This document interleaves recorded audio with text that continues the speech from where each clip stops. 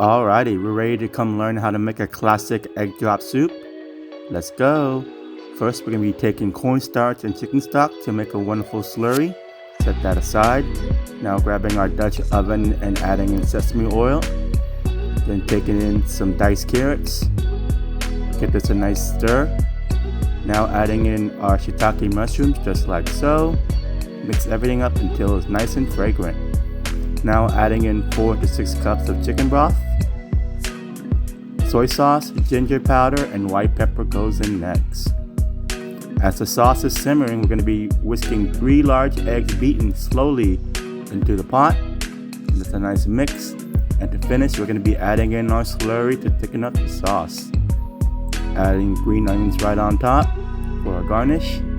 And there you have a very simple, less than 30 minutes egg drop soup for a wonderful cold night.